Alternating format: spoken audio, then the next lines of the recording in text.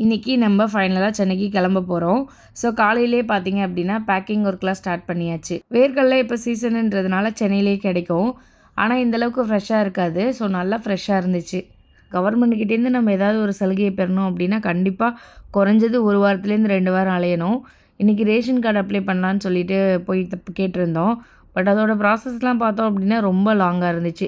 சரி நம்ம சென்னையிலேயே பார்த்துக்கலாம் அப்படின்னு சொல்லி கிளம்பியாச்சு.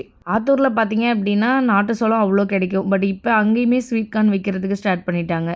நானும் 3 நாளாக தேடி பார்த்தேன் நாட்டு சோளம் வாங்கலாமான்னு எங்கேயுமே கிடைக்கல. சரி கிடச்சதை வாங்கிக்கலான்னு ஒரு பாட்டை அவிச்சு வித்துட்டு இருந்தாங்க. அதுதான் வாங்கியிருந்தேன். பேக்கிங்லாம் முடித்து நம்ம இப்போ ஊருக்கு கிளம்பியாச்சு. காரில் போனாலும் சரி பைக்கில் போனாலும் சரி 2 பேருமே மாற்றி மாற்றி நீ சொல்லிட்டு நான் சொல்லிட்டுன்னு யோசிச்சுட்டு வண்டியே நிறுத்த மாட்டோம். அப்போ 2 பேருக்கும் ரொம்ப டயர்டானதுக்கப்புறம் நிறுத்துவோமா அப்படின்னு சொல்லி டிஸ்கஸ் பண்ணி நிறுத்துவோம். இன்றைக்கும் அதே தான் நடந்துச்சு. இங்கே நிறுத்துவார் அங்கே நிறுத்துவாருன்னு நானும் யோசிச்சுட்டே வந்தேன். அவர் இங்கே நிறுத்தலாமா அங்கே நிறுத்தலாமான்னு லாஸ்ட்டில் திண்டிவனத்தில் எங்கள் ஊர்லேருந்தே கிட்டத்தட்ட கிளாம்பாக்கம் வர வரையும் ஒன்றுமே தெரியல.